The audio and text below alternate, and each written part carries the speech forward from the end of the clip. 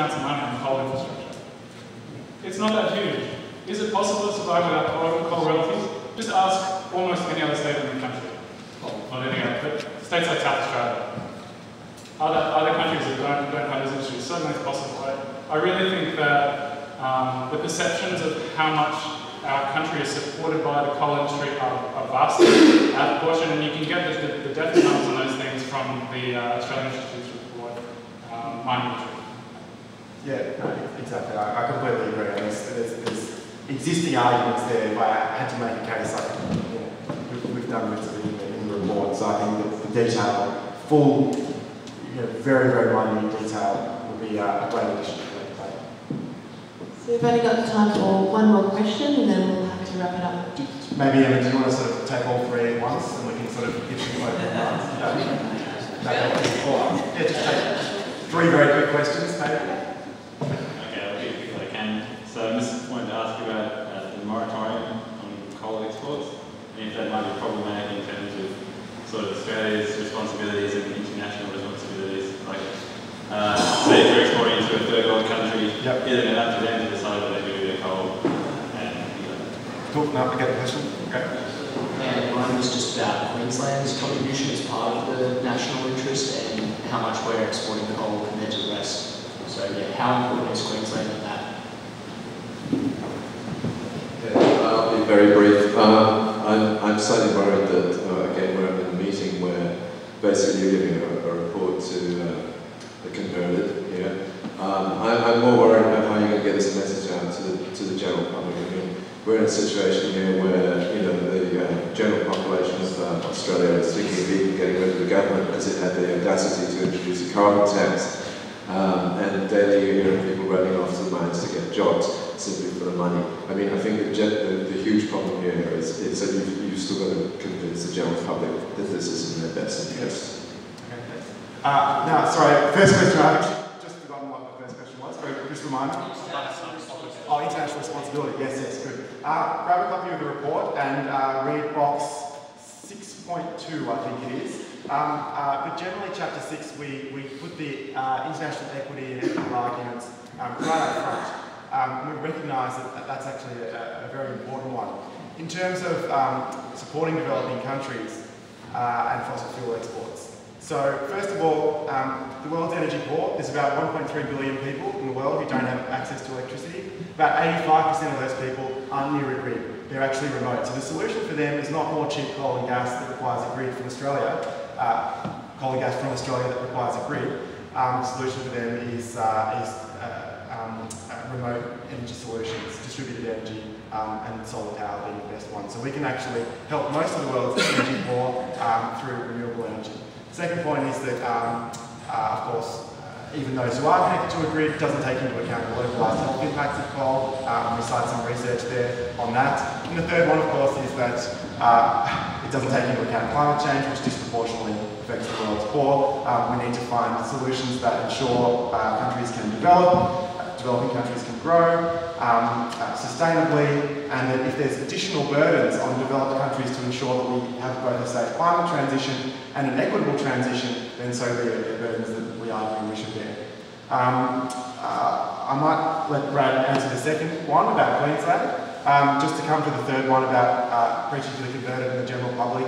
I mean, for sure, you've got to start somewhere. We're actually, our strategy, dissemination strategy for this, aside from launching in 3 cities, is to arm opinion makers in each state, or certainly the eastern states to start with some of these statistics and these ideas through a media campaign and through targeted briefings and through conversations. So we want to get these statistics and these points out into the zeitgeist.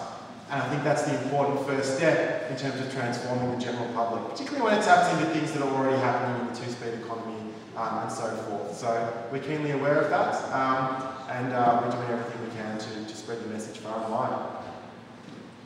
All right, very quickly, what's Queensland's contribution?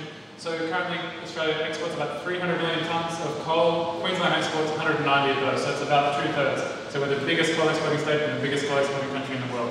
In terms of the future, it's overwhelmingly Queensland, although there's a new export port planned for Newcastle as well. So there's really 2 hotspots. One is, well, the whole Great Barrier Reef, where there's plans to build 5 new ports, and the other is the Hunter Valley and Newcastle there.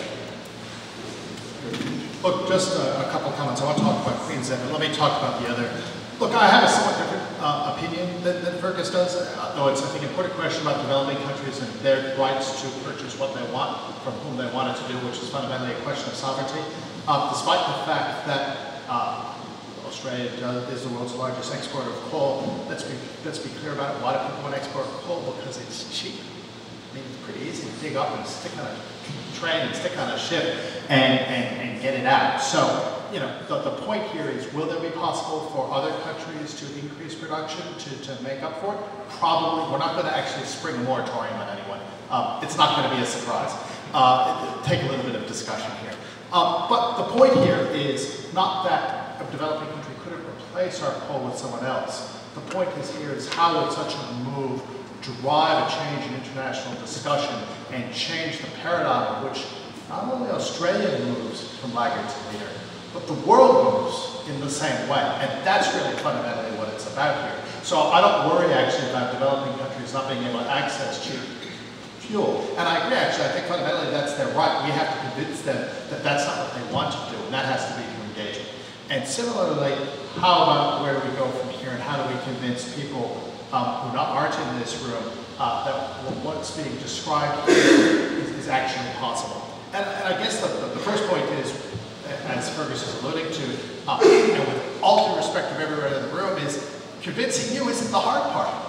It's convincing the people who aren't in the room. And the point about that is to demonstrate that what's being imagined here is not idealistic. It's not fanciful.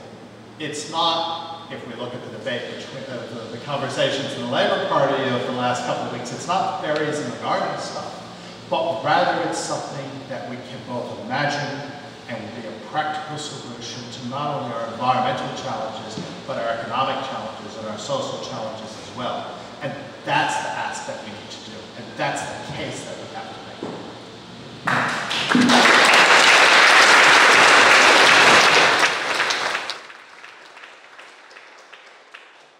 Well, it is sadly all we have time for tonight. Please thank our lovely guests, Fergus, Brad, Greg, and also Matthew, who's joined us here tonight.